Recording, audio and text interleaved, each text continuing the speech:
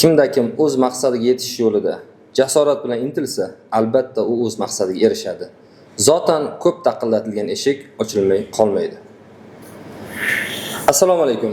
Aql tarozisida tortib ko'rilmagan har qanday bilim asossizdir, degan edi buyuk donishmand Abu Ali ibn Sino. Albatta har bir inson o'zini bilimdon sanaydi. Lekin Nordik bilimlar uyg'unligi ushbu bilimdonlar uchun sinov maydoni hisoblanadi. Metin yo'l Toshkent MChJ oliy bosqich g'olibiga 400 ming so'm pul yutug'ini hozirlab qo'ygan. Bu 40 daqiqadan keyin sizniki bo'lishi mumkin. Agar siz o'zingizni bilim borasida kuchliman deb hisoblaysangiz, biz sizni Nordik bilimlar uyg'unligiga chorlaymiz. Bellashuvda 7 ishtirokchi, g'oliblik uchun 7 da'vogar. Lekin oliy bosqichga faqatgina bitta ishtirokchi yetib boradi xolos. Kim birinchi bosqichda muvaffaqiyatli o'tib, ikkinchi bosqichda o'ziga munosib sherik tanlasa va o'sha tanlagan sherigi bilan ikki bosqichda ikki guruhni tark etishga majbur qilsa, shuningdek finalda o'zi tanlagan sherigi raqibga aylangan paytda uni ham mag'lub eta olsa, o'sha ishtirokchiga omad kulib boqadi. Bugun o'sha omadli ishtirokchini aniqlaymiz. Bu haqida hozircha hech kim hech qanday ma'lumotga ega emas. Bu savolga biz faqat o'yin so'ngidagina javob topa olamiz. Hozir esa bugungi ishtirokchilarimiz bilan tanishing. Birinchi raqam ostidagi ishtirokchimiz Sanoqulov Sultonmurod, Xalqaro Nordik universiteti Iqtisodiyot va pedagogika fakulteti dekanat ish yurituvchisi. Ikkinchi raqam ostidagi ishtirokchimiz Xalqaro Nordik universiteti Sanoatni boshqarish va raqamli texnologiyalar kafedrasi dotsenti Akmal G'aniyev.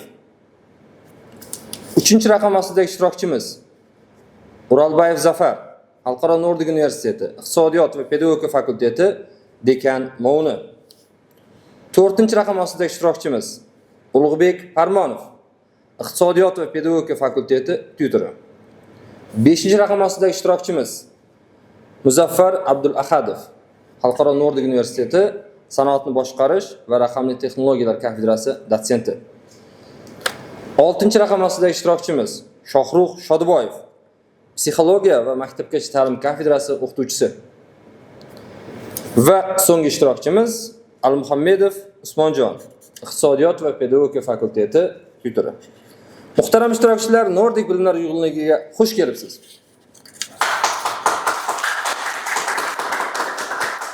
Eslatib o'tamiz.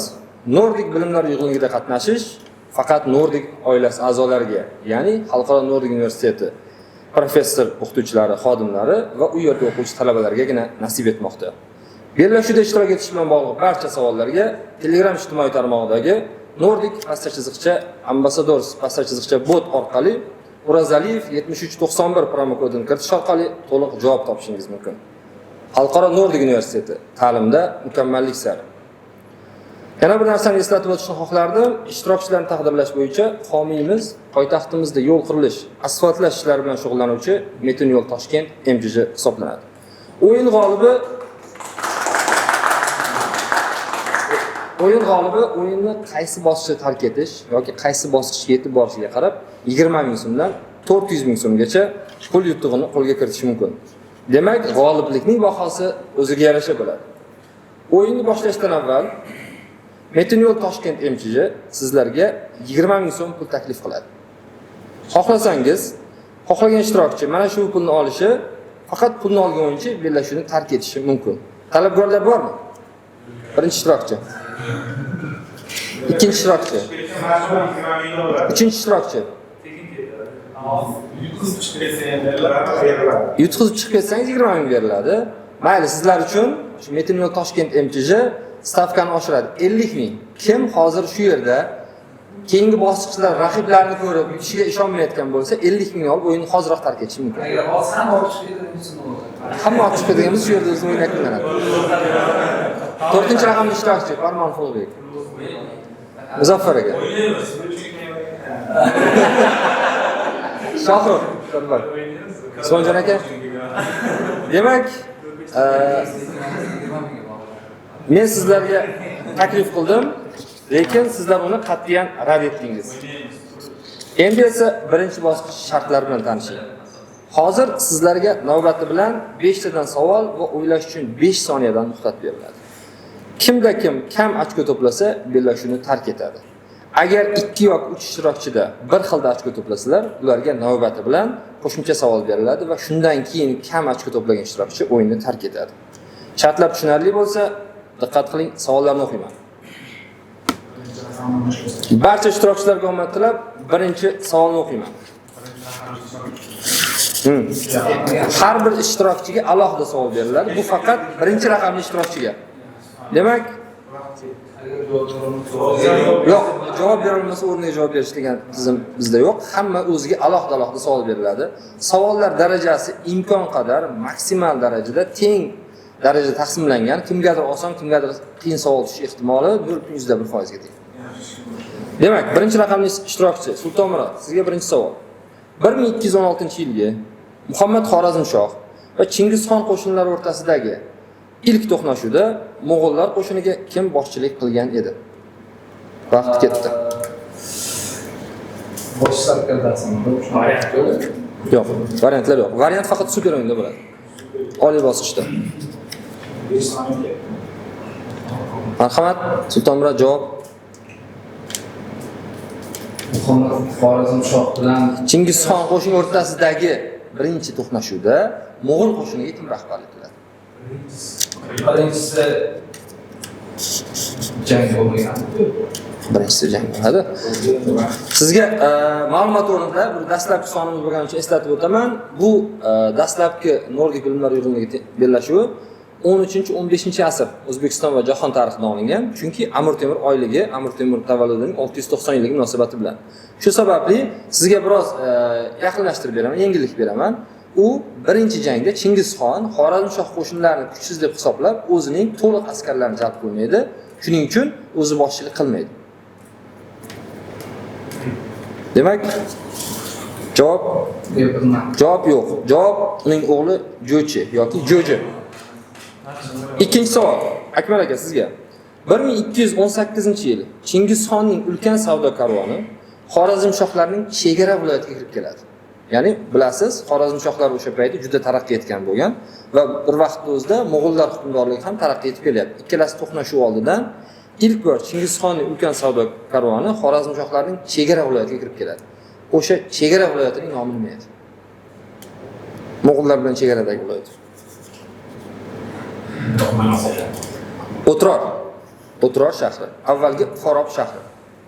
Demak, 3-savol. Zafarjon sizga.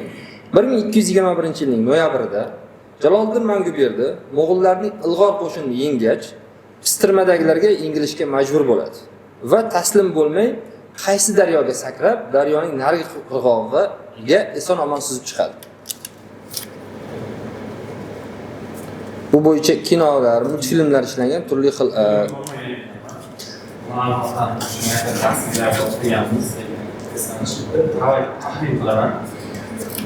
o'zimizga 2 yirik daryodan birini ta'lim olishman. Ikkovi o'rtasida o'ylanyapman. Ular bo'lmasligi ham. Marhamat. Sizga yana bitta yangilik berishim mumkin. O'zbekistondagi daryo emas.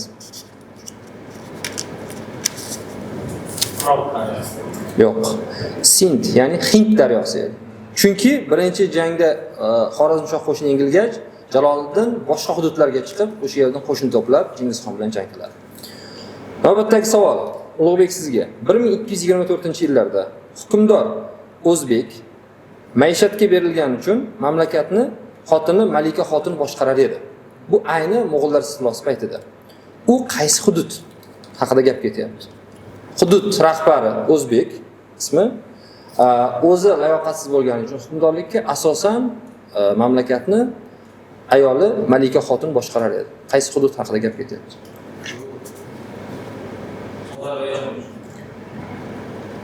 O'yinimizdagi ilk to'g'ri javob Ozarbayjon.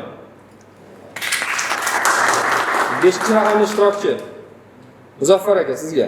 1238-yilda Mo'g'ullarga qarshi va tarixda juda ko'p eslanadigan Buxoroda ko'tarilgan qo'zg'olonga kim boshchilik qilgan edi?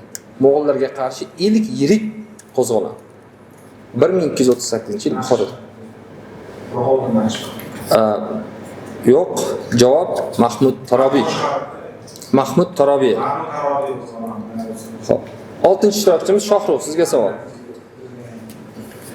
1337 1453-yillarda qaysi tarixiy hodisa bo'lib o'tgan?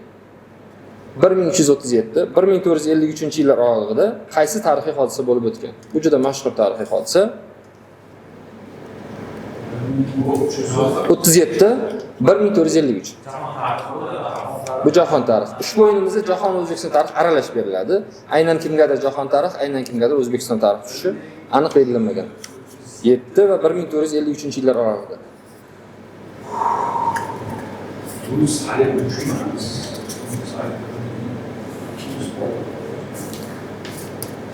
Manimcha shu 100 yillik urush turib kerak, 100 yillik urush.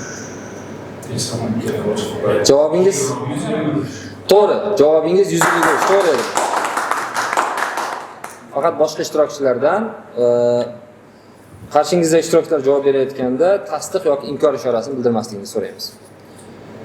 7-ishtirokchi 1365-yil 22-may kuni Chinoz va Toshkent oralig'idagi Bodom suvi arig'i yaqinida qanday jang bo'lib o'tgan edi?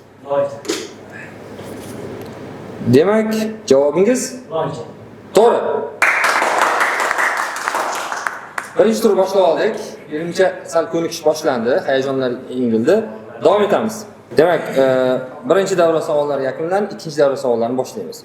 1368-yil Xitoyda qaysi sulola hukmronligi o'rnatilgan edi? Birinchi raqamli ishtirokchi Sultonmurod sizga. 68-yil Xitoyda qaysi sulola hukmronligi o'rnatilgan edi?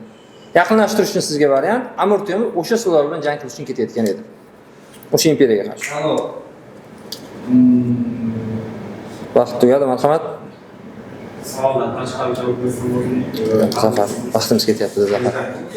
Javob? Javob yo'q, Ming sulolasi. Akmaljon aka, sizga savol. 1397-yilda Oltin pavilyon qaysi mamlakatda qurildi? 97-yil Oltin pavilyon jahon tarixi. Qaysi mamlakatda qurildi? 397-yil. Hozirgacha o'sha mamlakatga borganlar o'shani tomosha qilib keladi. Bu ikkita mamlakat qayerga kelyapti hozir? Men qabul qilish kerak bo'ladi. Men tanlashimcha agar endi adashayotgan bo'lishim mumkin, Fransiya Parijda qo'ydim. Yo'q, bu Yaponiya edi. Xo'p. Zafarbek, sizga navbatdagi savol. 1428-yil Arlian qamalida dushmanlarga qarshi kurashda xalq qahramoni sifatida tanilgan inson kim edi? To'g'ri. 1445-yil Ulug'bek kitob bosish dastgohini kim ixtiro qilgan? 1445-yil birinchi kitob bosish dastgohi Ergon Gedulov tomonidan ixtiro qilingan. To'g'ri. Navbatdagi ishtirokchi 1453-yil qaysi davlat quladi? 1453-yil. Rossiya qilgan. 1453. Javobingiz Rossiya, to'g'rimi?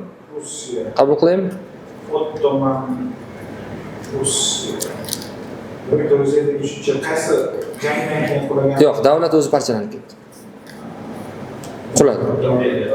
Imperiyada, Imperiya, Avstriya imperiyasi. Yo'q. Rossiya imperiyasi. Yo'q, Vizantiya imperiyasi. Xo'p. Navbatdagi ishtirokchiga 14-asrning ikkinchi yarmida Yevropa aholisining 30-40% o'lishiga nima sababchi bo'lgan? Endi o'sha jam-joyga katta qirg'in barozlariga urushdan ko'ra o'lat deb o'ylayman. Ya'ni O'lat aynan qaysi? o'latdan keladi.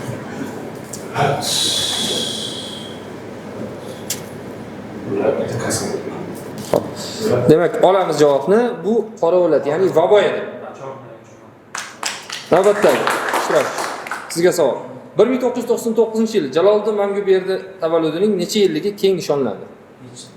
1999-yil Jaloliddin Manguberdi tavalludining necha yilligi keng nishonlandi yurtimizda?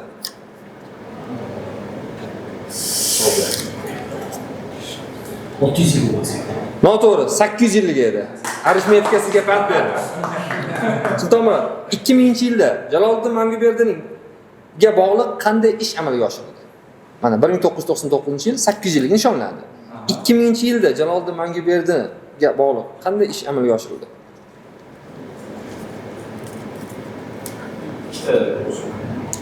Tamam, Zafarjon. Haykal qurilmagan. Javobingiz? Haykal. Yo'q, orden ta'sis etildi. Akmal aka, sizga 2022-yilda Jaloliddin Manguberdiyev o'g'li qanday ish amalga oshirildi? 2022-yilda.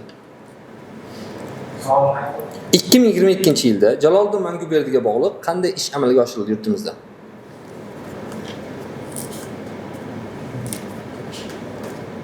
Endi ikkita variant keladi hozir. Yo bog'liq bo'lgan biror bir yo'llarlik yoki biror bir unga atalgan bir video film. Javobingiz? Yodgorlik majmuasi, to'g'ri. Haykal ya'ni. Zafarjon, Amir Husaynga qarshi jang oldidan Termiz yaqinidagi Biyo degan joyda Amir Temurga hokimiyat, saltanat ramzi bo'lmish nog'ora va bayroqni kim topshirgan edi?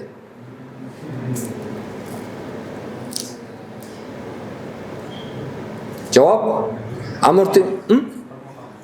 Pir Muhammad Amir Temurning nevarasi bo'lgan. Amir Temurning piri hisoblanmish Mir Said Baraka. Mir Said Qulol dastlabki ustoz, Mir Said Baraka keyingi saltanatga erishgandagi ustoz. Xo'p, Amir Temur 1360-yil uylangan ayol kimning singlisi edi? Amir Husayn. To'g'ri. Navbatdagisi. Amir Temur 1405-yil 18-fevralda hozirgi qaysi shahar hududida vafot etgan? To'g'ri.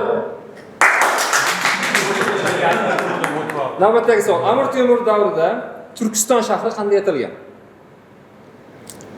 Turkiston shahri Qanday atalgan? Hozirgi Turkiston shahri o'sha davrda qanday nom bilan atalgan?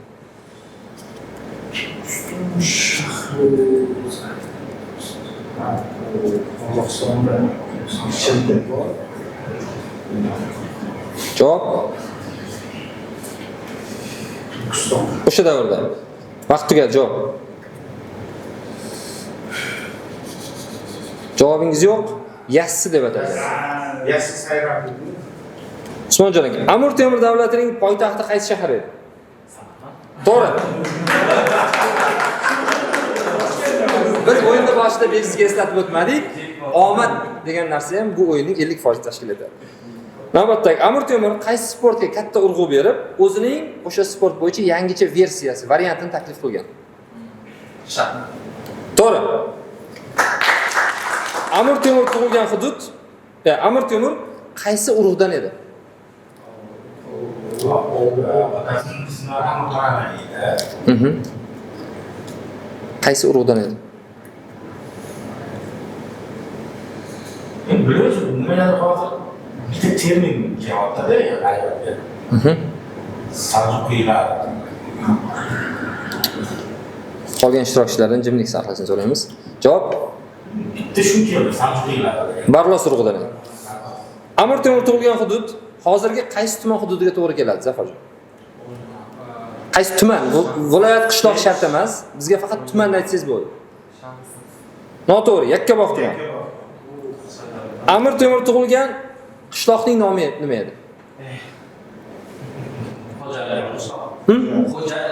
To'g'ri. Muzaffar, sizga savol. Amir Temurning nechta o'g'li va nechta qizi bo'lgan? 6 o'g'li bo'lgan. Urashak Mirzo, Urashak Mirzo. Ismlar shart emas, shunchaki nechta o'g'il, nechta qiz? Qizi 3 ta bo'lgan. Biroz ko'paytirib yubordingiz. 4 ta o'g'il va 2 ta qizi bo'lgan. 6 o'g'li bo'lgan. Amir Temurning o'ng qo'l va o'ng oyoqdan jarohatlanishiga qaysi jang sabab bo'lgan? O'ng oyoqdan. Keyin umrbod oqsoqlanib qolgan o'sha yerda.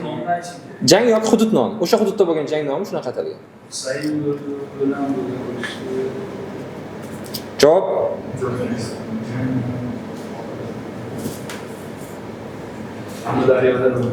Javob Seiston jangi. Amir Husayn bilan birgalikda Husayn bilan birga yordamga borishadi boshqa mamlakat hududiga. Seiston hokimiga. Xo'p, navbatdagi savol. Amir Temurning onasining ismi nima edi? Onasining ismini bilaman. Tak. Boshqa Chunki oson savol bu. Agar juda qiyin savol bo'lsa. onasining Javob: Sitoran nasol. yo'q. Takina xotun. Xo'p, navbatdagi savol Sultonbek. Amir Temurning otasining ismi nima edi? To'g'ri. Xo'p, Amir Temurning yoshlikdagi ustozi qaysi pir edi? O'yin oldin biroz oldin eslatib o'tildi, agar e'tibor bergan bo'lsangiz. Shuning uchun hurmatli ishtirokchilar, qo'shimcha ma'lumot bermaslik kerak, chunki boshqa birovga savol tushib qolishi mumkin bu.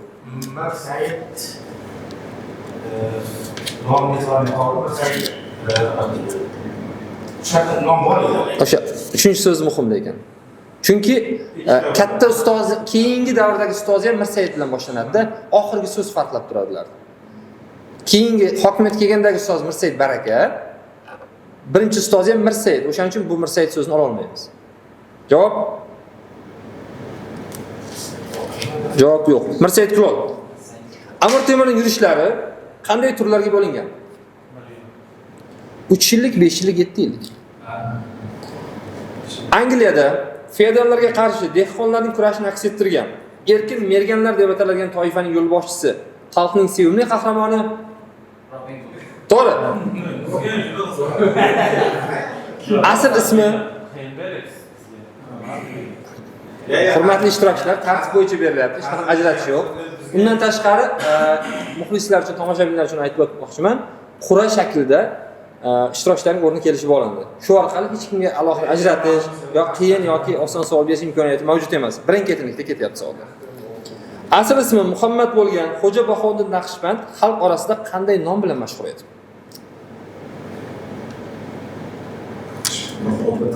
Bahodir Naqshbandni xalq orasida uning ezgu fazilatlari, xalqqa tekkan foydasi uchun bitta nom bilan atashardi. Buni Buxoroga borib 7 pirni sayr qilganlarga har doim ekskursiovotlar, gidlar aytib berishadi.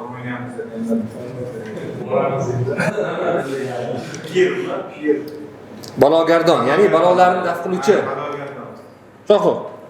Asli Shahrisabzlik Hindiston shimoliga Mo'g'ullar bosqinidan qochib borgan Xizrxon va Dilovra, G'oliblik kaliti, Falakning 9 gumbazi asarlari muallifi. Asli Shahrisabzlik Hindiston shimoliga Mo'g'ul bosqinidan qochib borgan va asarlar yozgan. Xizrxon va Dilovra, G'oliblik kaliti, Falakning 9 gumbazi. 4-asar ham juda mashhur, lekin uni aytsam juda savol oson bo'lib qoladi. Asli Shahrisabzlik. Javob uning 4-asari Hamsa. Bu Xusrav Dehlaviy edi. Usmonjon aka, sizga savol. Yuqorida ishtirokchilar aytgandek, siz omadingiz bor. Azon aytuvchi shaxs qanday ataladi dinda? Azon aytuvchi Namozga chaqiruvchi, azon aytuvchi. Javob takob. muazzin deb ataladi. Javob. Demak, oxirgi davramiz ham o'z yakuniga yetdi. Ana endi hisob-kitoblarga o'tamiz.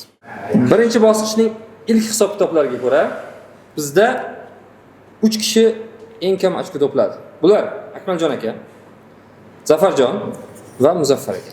Demak, sizlar uchun qo'shimcha savol beriladi. Bittadan beriladi. Agar kuchlar teng kelsa davom etadi. Qolgan ishtirokchilarni jimlik saqlab turishni so'raymiz. Sizlarga qo'shimcha savol. Akmal aka, Bahodir Naqshbandning aqidasi qaysi g'oyani ilgari surgan? Ya'ni shiori nima bo'lgan Bahodir Naqshband? Qo'lbayon tasbakon. Qaytadan. Qo'lbayon tasbakon, ya'ni qo'li ishli bo'lsin, Allohga muhabbat bo'lsin. Agar adashmasam, shunaqa. Asosiy qismi to'g'ri, dilbayori dasbakor, ya'ni haqiqatan qo'ling mehnatda bo'lsin, diling Allohda bo'lsin. To'g'ri. Zafarjon, sizga savol. Chingizxonning vasiyatiga ko'ra Mo'g'ullar yilda bir marta yig'iladigan ziyofat qanday atalgan? To'y deb atalgan.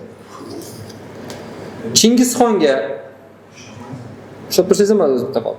Chingizxonga 1206-yilda ushbu unvon berilishidan oldingi asl ismi nima edi? Temujin. To'g'ri.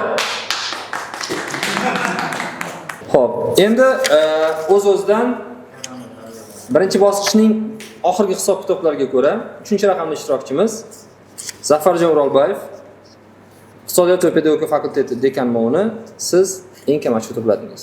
Albatta, bahs juda shiddatli bo'ldi. Qo'shimcha savollar, keskin qo'shimcha savollar, kuchlar tengligiga guvoh bo'ldik. Marhamat, bellashuv haqida fikr mulohazalaringiz. Xohlasangiz turli xil takliflar, tavsiyalar, tanqidlar ham bo'lishi mumkin. Keyingi safarlarda to'xtalsak, Siz ta'lim sohasi vakilisiz, bilasiz, bilim olishga hech qachon kech bo'lmaydi. Demak, hali hammasi oldinda. Demak, sizga Metin yo'l Toshkent MTJ tomonidan bank kartangizga 20 ming so'm pul o'tkazib beriladi. O'yindagi ishtirokingiz uchun minnatdorchilik bildiramiz. Sizni Nordic bilimlar uyg'unligi bellashuvida kutib qolamiz. Hozircha esa xayr, salomat bo'ling. Eslatib o'tamiz, Nordic bilimlar uyg'unligida qatnashish Nordic oilasi a'zolariga, ya'ni xalqaro Nordic universitetida o'qiydigan yoki ishlaydiganlarga nasib etmoqda. Bellashuvda ishtirok etish bilan bog'liq barcha savollarga Telegram ijtimoiy tarmog'idagi kuchukcha Nordic pasta chiziqcha ambassadors pasta chiziqcha bot orqali O'razaliyev 7391 promo kodini kiritish orqali to'liq javob topishingiz mumkin.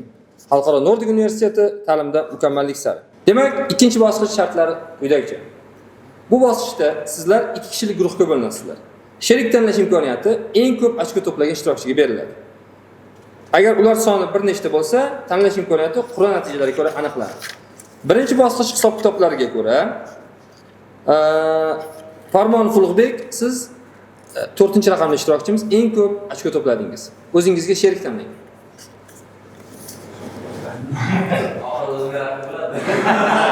To'g'ri, strategiya kuchli, chunki oxirida sizga o'zingizga raqib bo'ladi. Sabab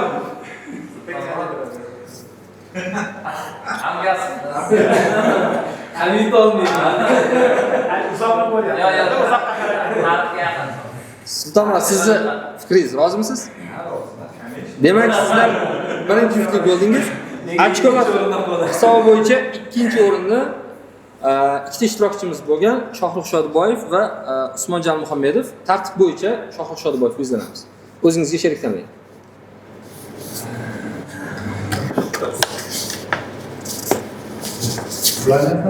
Bo'ladi. Demak, bizning 5 va 6 raqamli ishtirokchilarimiz ikkinchi juftlik bo'lishdi. Xo'p, 3-guruh esa o'z-o'zidan hosil bo'lgan guruh. Bu Akmal G'aniyev hamda Usmonjon Al-Muhammedovlar bo'ladi. Marhamat, joylaringizni egallab olishingiz mumkin. Shunday qilib, bizning 3 ta guruhimiz uchburchak shaklda joylashdi. O'yinni boshlashdan oldin Metin yo'l Toshkent MTJ sizlarga guruhingizga jami 150 ming so'm pul taklif qiladi. Xohlagan guruh mana shu bu pulni olishi mumkin. Faqat pulni olgan guruh bellashuvni tark etadi. Xo'sh, talabgorlar bormi? Birinchi guruh. Qaroringiz qat'iy. Ikkinchi guruh. Pulni olmaysiz. Bundan kam pul bilan chiqib ketishingiz mumkin lekin. 50 ming puldan chiqib ketasiz.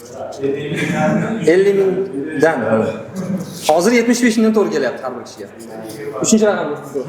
Usmonjon omadi yo'qda, oxirigacha borib ko'rishga bir harakat qilaylikchi. Rahmat. Demak, sizlar men taklif etgan taklifni qat'iyan rad etdingiz. Nachora ikkinchi bosqich shartlari bilan tanishing. Hozir sizlarga navbati bilan 3 tadan savol va o'ylash uchun 20 soniyada muhlat beriladi. Chunki ikkita kishi o'ylab javob berishi. Qaysi guruh kam ochko to'plasa, bellashuvni tark etadi. Agar 2 yoki 3 ta guruhda bir xil ochko kuzatilsa, ularga yana qo'shimcha savol beriladi va shundan keyin ham eng kam ochko to'plagan guruh o'yindan chiqadi. Shartlar tushunarli bo'lsa, diqqat qiling, savolni o'qiyman. Birinchi guruh, sizga birinchi savol. Dehqonlar orasida Mo'g'ullar hukmronligidan oldin va o'sha davrda ham bo'lgan yerga ishlov beruvchi guruhlar qanday atalgan? Yerga ishlov beruvchi guruhlar. Yerga ishlov beruvchi guruhlar. O'z yeriga ega bo'lmagan, boshqa mulkdorlarning yerlariga ishlov berib, o'sha orqali kun kechiruvchi guruhlar. Javob. To'g'ri. Kadiva. Ikkinchi guruh. Fransiya qiroli Filip II, Normandiya, Men, Anju, Turin va Poitienni Fransiyaga qo'shib olish orqali qaysi bo'g'ozga chiqish imkoniyatiga ega bo'ldi? Yevropadagi Fransiya qiroli Filip II, Normandiya, Men, Anju, Turin va Poitienni Fransiyaga qo'shib olish orqali qaysi bo'g'ozga chiqish imkoniyatiga ega bo'ldi?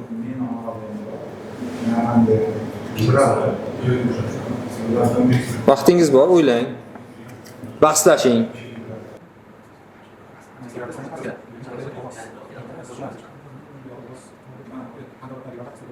Vaqt tugadi, marhamat, javob.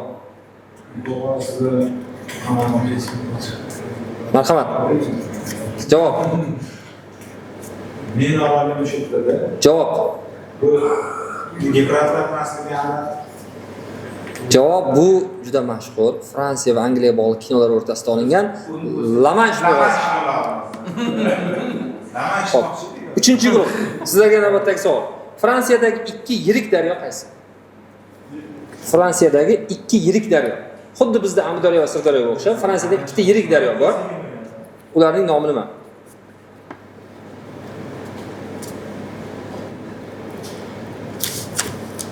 Ikkalasini aytish kerak.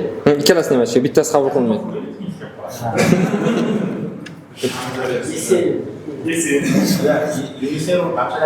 To'g'ri. Demak, javob. Javob.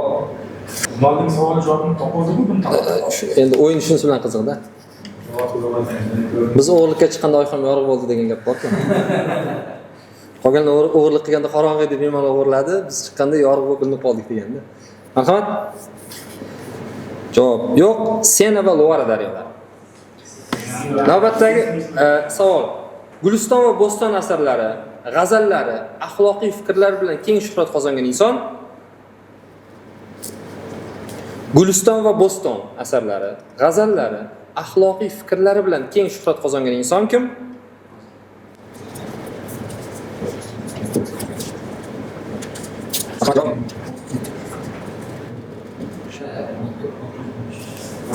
Marhamat. Vaqtingiz yakunlandi. Javobni eshitamiz. Shayx Sa'diy Sheroziy. Ana. O'yin darajasi qiyin, savollar qiyin deyotgan boshqa guruhlar qarshisida guruhlarning savollarini osatdilar.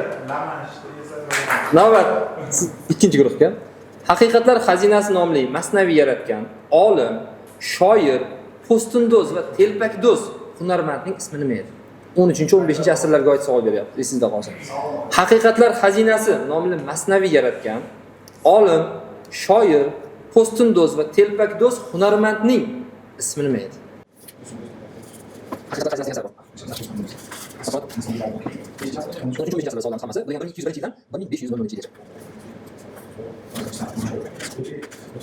Javob. Pahlavon Mahmud. Javobingiz noto'g'ri. 3-guruh. Ibn Battuta Mo'g'ullar haqidagi ma'lumotlarni o'zining qaysi asarida bayon etgan?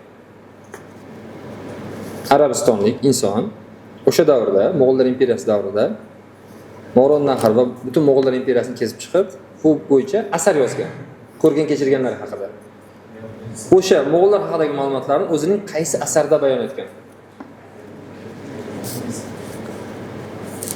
Javob.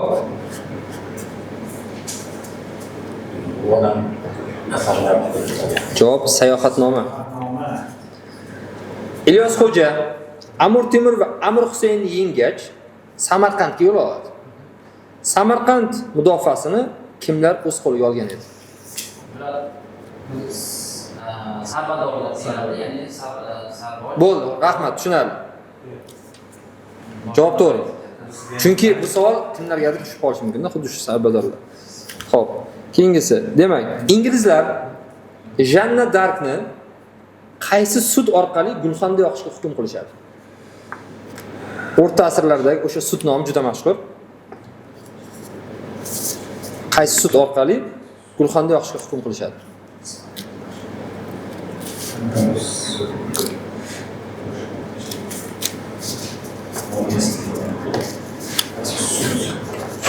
Sud turi bor.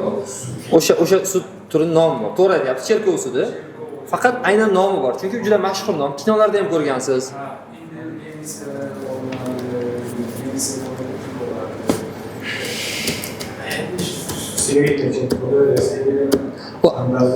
U atoqli ot emas.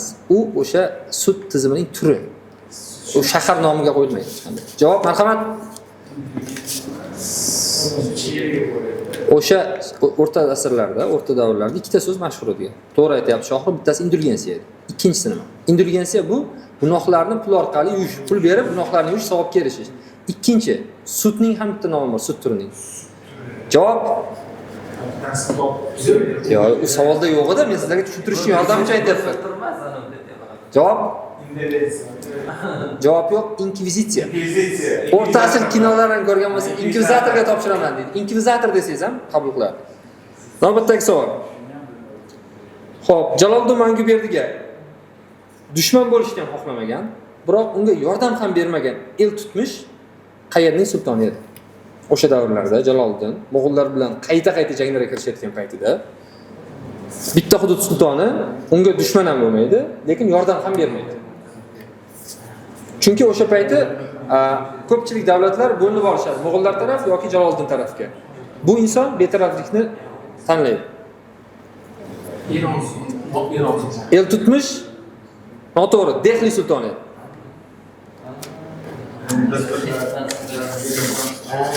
Demak, ikkinchi bosqichning ilk hisob-kitoblariga ko'ra, ikkinchi va uchinchi guruhimiz sizlar teng ochko to'pladingiz. Sizlar uchun qo'shimcha savollarni taqdim etamiz. Marhamat. Jaloliddin Manguberdiga suiqasd qilishga uringan sobiq Jand noibi kim edi? Jand hududining noibi. Jaloliddin Manguberdiga suiqasd qilishga urinadi.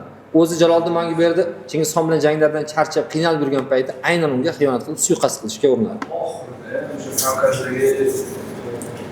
Biroz oldin shundan.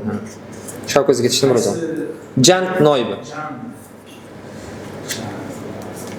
Turkiycha ism, ha. Javob Qutlug'xon. Sizlarga savol. Jaloliddin Manguberdiga uzoq amakivachcha bo'lgan, qarindosh bo'lgan, umrining katta qismi o'tgan joyini o'ziga taxallus qilib olgan, arab, fors va turkiy tillarida ijod qilgan, asli Balx shahridan kelib chiqqan shaxs kim? Jaloliddin Manguberdiga uzoq qarindosh, ya'ni ota-bobasi ajdodi bir xil. Umrining katta qismi o'tgan joyini taxallus qo'yib olgan, qayerda ko'proq yashagan bo'lsa. Arab, fors va turkiy tillarida ijod qilgan, asli Balx shahridan bo'lgan shaxs Jaloliddin Rumiy, Rum shahrida o'tgan. Rum hududida. Navbatdagi savol. Ikkinchi guruhga. Jaloliddin Rumiyning 36 000 baytdan iborat eng yirik asari.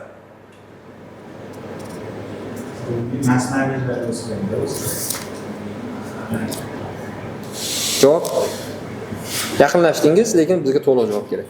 Masnaviy bir bola. O'sha ikkinchi so'z kerak, to'g'ri aytyapsiz. Masnaviy ma'naviy. To'g'ri, masnaviy ma'naviy. Navbatdagi savol sizlarga.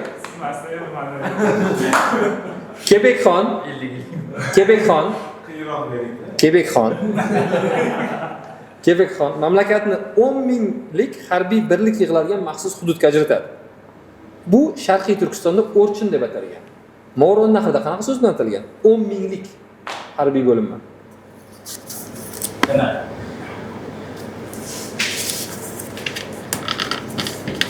Xo'p. Ovoz chiqarib maslahatlashingiz mumkin, boshqalarga berilmagan misol. 10 ming. Ha. Zarurlashimiz shaharga 50 boshi, 100 boshi. Shunga o'xshagan so'z. So'z. To'g'ri.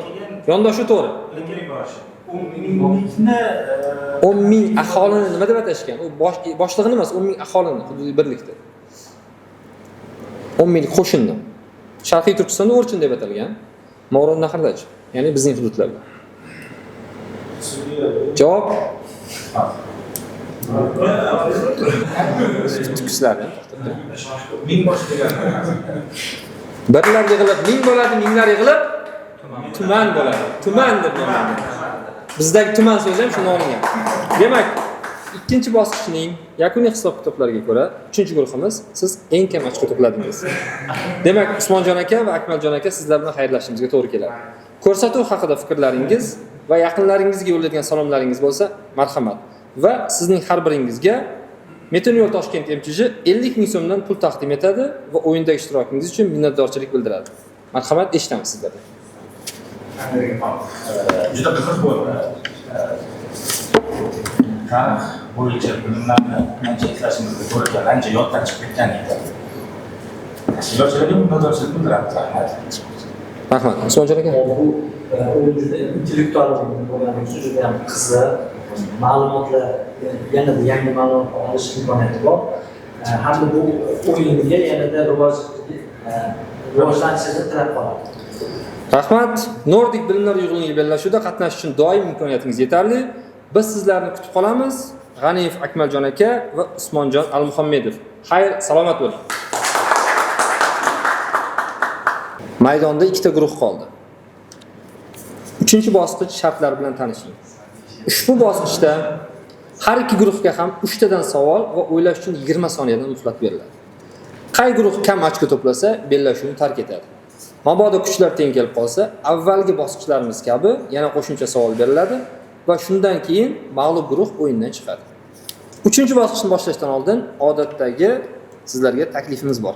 Metin yo'l Toshkent MChJ sizlarga 200 ming so'm pul mukofotini taklif qiladi. Xohlagan guruh mana shu pulni olishi va o'yinni tark etishi mumkin. Buni ixtiyor etganlar bormi? Birinchi guruh. Demak, oxirgi kurashni tanladingiz. Barcha tomonlar boshqa. O'zingiz bilaman. Siz kurashdan ikkinchi guruh. Biz o'ynaymiz. O'yin uchun kelganmiz. Shuncha kutdik-ku. O'z stavkasi oshiryapti. Qancha berasiz? Mana hozir 3-guruh ko'rdingiz. Ular o'ynashgan, lekin afsus o'yin tark etishdi va taklif qilinganda kam miqdorda pulga ega bo'lishdi. Sizlar ham shunaqa taqdir kutmayotganmi? Pul muhim emas hozircha. Bilaman farqi bo'lmaydi, pul uchun bo'lsa emas. Sizlarning matonatingizga qoyil qolamiz va 3-bosqichni boshlaymiz. Birinchi guruh. Shirozi kema уже vaqt. Kebekxon va Alovuddin Tarmashin davrida turkiy tilning shaharda hukmron tilga aylanganligi. Kebekxonning ona tili ham turkiy til bo'lganini kim o'z asarida qayd etgan? Kebekxon va Alovuddin Tarmashin davrida turkiy tilning shaharda hukmron tilga aylanganligi. Kebekxonning ona tili ham turkiy til bo'lganligini kim o'z asarida qayd etgan? Kebekxonning ham turkiy til bo'lganligini kim o'zi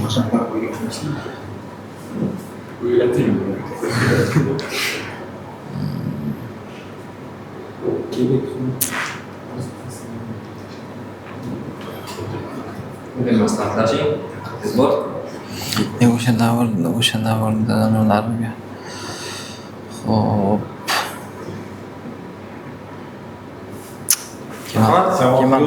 Yo'q, javobimiz yo'q. Arab sayyohi Ibn Battuta edi. Ikkinchi guruh. Kebekxon. Kebekxon o'g'illar davridagi asosiy ma'lumot o'sha Ibn Battutadan sayohat degan bitirmaymiz. Kebekxon zarb etgan yangi tangalar xalq orasida qanday nom bilan mashhur bo'ldi? Juda zarb etgan yangi tangalar xalq orasida qanday nom bilan mashhur bo'ldi? Kebekxon o'z qayerda Mo'g'ullar imperiyasi davrida Chig'atoy urusining davomchilaridir. Tangalar. Ibn Battuta. Xalq orasida jabdu. Javob kepak edi. Kepakka marzum. Uchinchi savol, ya'ni ikkinchi davradagi birinchi savol. Loy jangida Amir Temur va Amir Husayn kimga qarshi jang qilishgan? Bu To'xtamishxonning o'g'li Ilyos Xo'jaga qarshi. Javob to'g'ri. Ikkinchi guruh. Mo'g'ul beki To'qbug'aning iltimosiga ko'ra 1309-yilda yozilgan 72 qismli payg'ambarlar haqidagi qissa, diniy rivoyat, hikoyalardan iborat bo'lgan Qissasul Anbiyo asari muallifi. Qissasul Anbiyo. O'zi aslida savol Qissasul Anbiyo asari muallifi kim? Sizga qo'shimcha ma'lumot sifatida beryapman. Mo'g'ul beki To'qbug'aning iltimosiga ko'ra yozilgan. Bu adabiyotda ham, tarixda ham juda mashhur. O'zbek tilining hozirgi o'zbek tili shakllanishida ham eng muhim asarlardan biri hisoblanadi. 1309-yillarda 72 qismli payg'ambarlar haqida qissa yozgan asar muallifini so'rayapman. Asar bu Qissasul Anbiyo. Asarning ikkinchi nomi ham. Ikkinchi nomi esa u muallif ismida bir xil bo'lib qoladi. O'shancha. Qissasul Anbiyo. Qissasi bu 1309-yil bo'lsa, masalan, Santi Shiroziy to'g'ri nimani ustozi bor-ku? Bu o'zbek tilini shakllanishga eng katta hissa qo'shgan. O'zbek tilida 1309-yil. Javob vaqt tugadi. Mahmud Xoshqari. Mahmud Xoshqariylar biroz oldin yashab o'tgan. Ular Farg'ona. 7-sinf O'zbekiston tarixida, biz 8-sinf O'zbekiston tarixida gaplashyapmiz. Qissasil Anbiyo, qissasi Rabg'uziy ikkinchi. Rabg'uziy. Nosir Rabg'uziy. Xo'p, navbatdagi savol. Mo'g'ullar davrida Xorazm ikkiga bo'lingan. Mo'g'ullar davrida. Chig'atoy ulusiga kirgan Janubiy Xorazmning markazi qaysi qal'a yoki qaysi shahar bo'lgan? Yo'q. Mo'g'ullar davrida Chig'atoy ulusiga kirgan Janubiy Xorazmning markazi poytaxt desak bo'ladi, qaysi qal'a yoki qaysi shahar bo'lgan?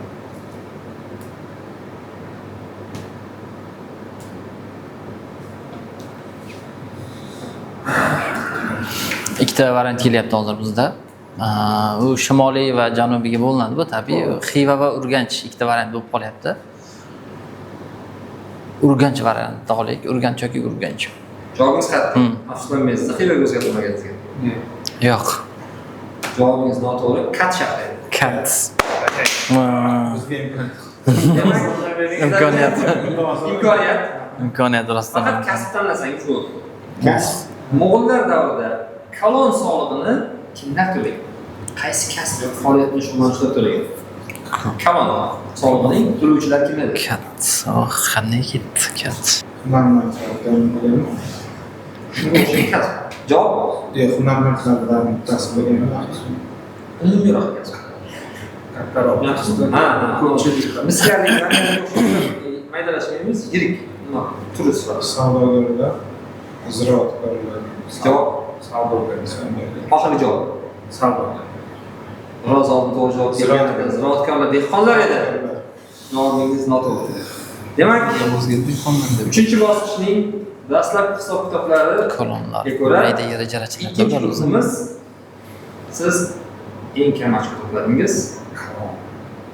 Aniqroq eng kam emas, birinchi guruhga nisbatan kamroq ochko to'pladingiz. Demak,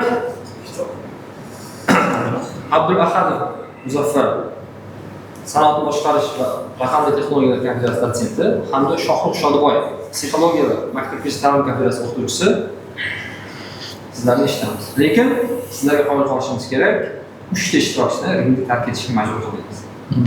Marhamat, fikrlaringiz. Yaxshi tashkillashtirildi. Savollar yaxshi. Ikkinchi safar qatnashamiz, xudo xohlasa. Rahmat, Shohruh. Rahmat hamma tashkilotchilarga, sizga shuncha mehnat qilib shuncha tashkillashtiribsiz. Bu o'yinni kelajagiga omad tilayman. Rivojlanib ketsin. Buning foydasi ancha ko'pchilik mutolaaga chorlaydigan o'yin. Metan unchijimida. Metin Yo'ltoshkent. Metan Yo'ltoshkent ishonadigan rahmat. Demak, sizning har biringizga Metin Yo'ltoshkent MTJ 75 ming so'mdan pul taqdim. 100 ming deyapsizku. Sizning har biringizga Metin Yo'ltoshkent MTJ 75 ming so'mdan pul taqdim etadi va o'yindagi ishtirokingiz uchun minnatdorchilik bildiradi. Omad va muvaffaqiyat. Birinchi bosqichdan muvaffaqiyatli o'tib, ikkinchi bosqichda bir-biriga munosib sherik bo'lgan. 2 raundda ikki guruhni bellashuvni tark etishga majbur qilib, o'z bilimlari va qat'iy ishonchlari bilan bir-birlarini qo'llab-quvvatlab finalgacha yetib kelishgan ikki ishtirokchi davramizda qoldi. Bu shohsupaning ostonasi. Lekin shohsupada faqat bir ishtirokchigagina o'rin bor xolos. Shunday ekan, endi ular bir-birlariga raqibdirlar. 4-bosqich shartlari bilan tanishing. Ikkalangizga ham 4 tadan savol va o'ylash uchun 5 soniyada muhlat beriladi. Kim kam ochko to'plasa, o'ylashni tark etadi. Agar kuchlar teng kelib qolsa, qo'shimcha savol beriladi va g'olib aniqlanadi. G'olibga Metin Yo'ltoshkent MTJ tomonidan 200 ming so'm pul, mag'lubga esa 100 ming so'm pul taqdim etiladi. 4-bosqichni boshlashdan avval Metin Yo'ltoshkent MTJ sizlarga o'sha ikkita pulning o'rtasida bo'lgan 150 ming so'mni taklif etadi. Xohlagan ishtirokchi mana shu pulni olishi mumkin. Faqat pulni olgan ishtirokchi bellashuvni tark etadi. O'z-o'zidan ikkinchi ishtirokchi g'olib sifatida 200 ming so'mga ega bo'ladi. Xo'sh, talabgorlar bormi? Birinchi raqamli ishtirokchi Farmon Fulbek. O'ynaymiz oxirigacha. Sulton Murodov, ikkingiz bir guruh bo'lganingizda bir-biringizga suyandingiz. O'zingiz turib bellashib kelganda esa faqat o'zingizga va bilimingizga suyanasiz. Shunday ekan, sizlarga faqat omad tilayman. Diqqat qiling, savolni o'qiyman. Mo'g'ullar davrida ko'chmanchilarda har podadan 2 yashar qo'y, qimiz uchun har otdan bir biya shaklida olinadigan soliq qanday nom bilan atalgan? Bu savol sizga. Mo'g'ullar davrida ko'chmanchilarda har podadan 2 yashar qo'y, qimiz uchun har otdan bir biya shaklida olinadigan soliq qanday atalgan?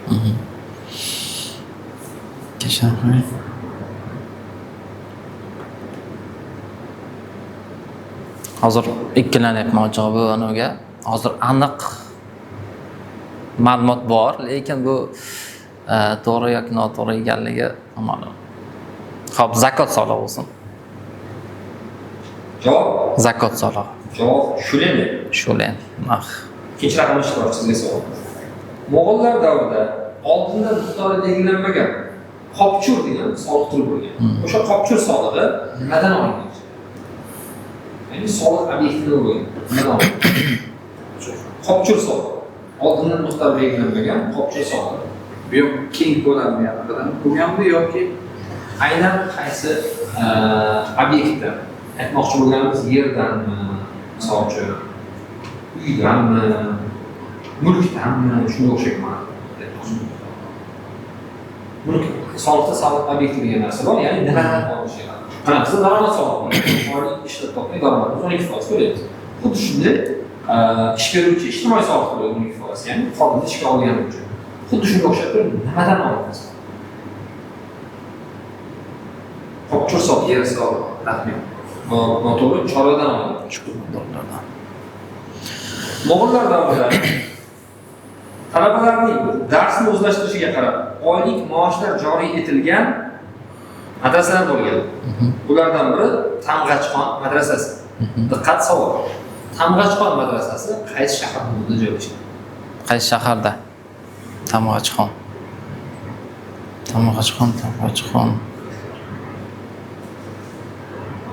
Yurtimizdagi qaysi shahar hududida? Yurtimizdagi. Xo'p, madrasalar esa ko'proq ikkita shaharga olimiz keladi, Buxoro va Samarqand asosan. Men Buxoroni tanlay qolay, Buxoro shahri. Xudo qolsin. O'zbek Buxoroni tanlamaganimiz yaxshi bo'lgan. Samarqand dedi. Navbatdagi savol. Sulton Mo'g'ullar davrida tasavvufning qaysi tariqati keng rivojlandi? Bilasiz, turli xil tariqatlar bor. O'sha sohani boshlab bergan olimlar tomonidan o'zlarining tariqatlari bor. Ya'ni o'sha dinni tarqatish, dinni o'rganish, hayotda qo'llash bo'yicha usullardan iborat tariqat. Mo'g'ullar davrida aynan qaysi tariqa keng rivojlandi?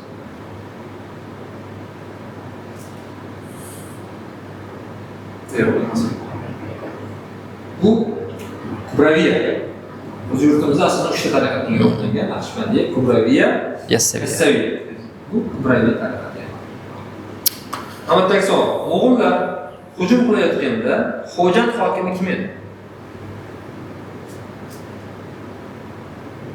Xo'jand. Mo'g'ullar hujum paytida Xo'jand hokimi kim edi? Timur Malik. Javobingiz to'g'ri. Mo'g'ullar imperiyasida qonun chiqaruvchi hokimiyat qanday atalgan? Bizda Oliy Majlis deymiz. Senat qonunchilik qiladi. Xuddi shu kabi Mo'g'ullar davrida qonun chiqaruvchi hokimiyat qanday atalgan?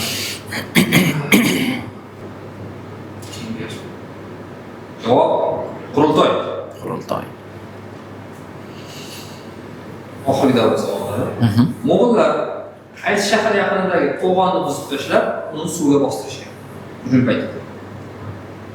Xo'p, Mo'g'ullar bosqini davri deydigan bo'lsak, To'g'onni buzib tashlab, bu Xorazm shohlarining bosh shahri, bu Urganch shahri. Xudo qolsin. Safar xato qilmadingizmi? Bilmadim. Boshqa variantlar o'ylab ko'rarsiz. Urganch shahrini suvga bostirish. Xo'jand, Buxoro, Samarqand, Utror. Xo'jand bo'lishi ham mumkin. Urganchda qolaman. Javobingiz to'g'ri. Mo'g'ullar buzib tashlagan Jo'y Aziz, ya'ni Qo'rg'oshin bo'g'asi qaysi shaharning bosh suv inshoti edi? Mo'g'ullar shaharlarni egallab olish uchun har qanday rezervalardan tortishmagan. Suv inshotilari va hokazoga turli xilcha zarar yetkazishgan. Aynan bitta shahardagi Jo'y Aziz, ya'ni Qo'rg'oshin bo'g'asi deb ataladigan shaharning bosh suv inshotini buzib tashlashgan. Bu qaysi shahar? Taxmin qilsangiz. Javobingiz to'g'ri. Demak, o'yin boshida oliy bosqichga bir ishtirokchi chiqadi degan edik. Mana oliy bosqich yo'llanmani qo'lga kiritgan ishtirokchimiz ham tayin bo'ldi. Siz esa mana bu yerdan ortga qaytishingizga to'g'ri keladi. Aytib o'tganimizdek, finalda yutqazgan ishtirokchimizga Metin yo'l Toshkent MChJ 100 ming so'm taqdim etadi. Bu sizniki. Biz sizni bu bilan tabriklaymiz.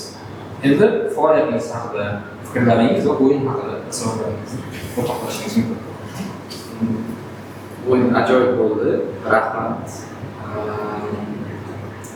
Tarixni bir takrorlab chiqish kerak ekan. Chunki ancha bo'lmagandi, takrorlanmagan. Chunki bunaqa shoularda ishtirok etmagandim. Bo'lmayotgandi. Siz birinchi bo'ldingiz. Yaxshi. Bo'lib qoldi, keyin safar qatnashmang. To'g'risi. Yoqdi menga. Rahmat. Siz qaysidir ma'noda g'olib bo'ldingiz, chunki 5 ishtirokchi o'yinni tark etishga majbur qildingiz. Rahmat, sog' salomat bo'ling. Rahmat. Xo'p, siz o'z bilimingiz va salohiyatingiz bilan shu yergacha yetib keldingiz. Bilimingiz va peshona teringiz bilan ishlab topgan pulingiz 200 ming so'm pul. Metin yo'l Toshkent MChJ tomonidan bizning bank kartangizga o'tkazib beriladi. Pulni olib o'z faoliyatingizga qaytishga to'liq haqlisiz. Biz sizni bu bilan tabriklaymiz. Lekin oldinda oliy yutuq turibdi. Bu 400 ming so'm. Bu ham sizniki bo'lishi mumkin. Men sizga oliy bosqichni taklif etaman. Uyga 200 ming so'm bilan emas, 400 ming so'm bilan kirib olganga ne yetsin? Oliy bosqich shartlar bilan tanishtiraman. Siz to'g'ri hisobga ega bo'lishingiz uchun 3 ta savol beriladi. Dastlabki savolga javob bersangiz 100 ming so'm pul ega bo'lasiz. Lekin hozirda erishgan 200 ming pulingiz kuyadi. Ikkita savolga javob bersangiz 300 ming so'm pul ega bo'lasiz. 3 ta savolga javob bersangiz 400 ming so'm pul ega bo'lasiz. Agar oliy bosqichni rad etsangiz, hozirgi 200 ming so'm pul bilan uyga qaytasiz.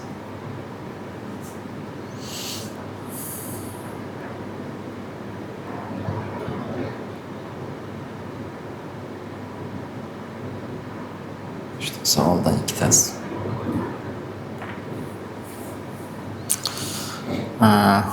Men oliy bosqichda rad etmoqchiman. Hozirgi daraja bilan, hozirgi maqom bilan cheklanmoqchiman. Hozirga birinchi o'yinga yomon natija ko'rsatmaydi deb o'ylayman. Shuning uchun hozircha oliy bosqichni rad qilaman. Demak, men sizga o'z taklifimni bildirdim. Siz shaxsiy fikringizga ko'ra hech qanday boshqa insonlar ta'sirisiz oliy bosqichni rad etdingiz. Demak, Metin yo'l Toshkent MChJ tomonidan sizga 200 ming so'm taqdim etiladi. Biz sizni tabriklaymiz va kelgusi o'yinlarda ham ishtirok etasiz deb kutib qolamiz. Marhamat, o'yin haqida fikrlaringiz, salon va tabriklaringiz. Xo'p, o'yin haqida fikrimiz juda ham ijobiy. Bunday intellektual o'yinlar ko'proq insonni fikrlashga, dunyoqarashini kengaytirishga xizmat qiladi. Va bu narsa aynan misol uchun bir Nordik oilasida o'tkazilayotganligi bu Nordik oilasini yanada jipslashtiradi bu narsalar. O'yin juda ham zo'r. Sizga va tashkilotchilarga va homiylarimizga kattakon rahmat. O'yin juda ham ajoyib bo'ldi, qiziqarli bo'ldi. Raqiblarimiz o'zimiz hamkasblarimiz, ular bilan juda ham mazmunli bir o'yin o'ynadik. Ya'ni bilimlarimizga kelsak, bu bilimlarimizda ayrim nuqsonlar borligi o'zimizda bilinib qoldi. Ya'ni ayni oxirgi vaqtlarga kelib, oxirgi o'yin bosqichlariga kelib, aytganimizdek, shu aql tarozisiga tortib ko'rilmagan bilim asosiy bir haqqoniy bilim bo'lmaydi. Shuning uchun bilimlarni yanada bir mustahkamlash kerakligi fikri uyg'ondi. Kattakon rahmat sizga. Salomat bo'ling. Rahmat. Metin yo'l Toshkent MChJ tomonidan sizga 200 ming so'm taqdim etiladi. Eslatib o'tamiz, ushbu o'yinda ishtirok etish uchun Xalqaro Nordik oilasi vakili bo'lishingiz, ya'ni Xalqaro Nordik universitetida ta'lim olishingiz yoki ushbu korxonada ishlayotgan bo'lishingiz kerak. Bellashuvda ishtirok etish bilan bog'liq barcha savollarga Telegram ijtimoiy tarmog'idagi kuchukcha Nordik pastki chiziqcha ambassadors pastki chiziqcha bot orqali Urazaliyev 7391 program kodini kiritish orqali to'liq javob topishingiz mumkin. Xalqaro Nordic universiteti ta'limda mukammallik sari. Aql tarozisida tortib ko'rilmagan har qanday bilim asossizdir degan edi buyuk donishmand Abu Ali bin Sino. Albatta ko'pchilik o'zini bilimdon sanaydi. Nordic bilimlar yo'qligi ana shunday insonlar uchun sinov maydoni. Turizm inson bu sizniki bo'lishi mumkin. Agar siz o'zingizni bilim borasida kuchliman deb hisoblasangiz, biz sizni Nordic bilimlar yo'qligiga bellashuvga chorlaymiz. Hozircha esa xayr. Salomat bo'ling.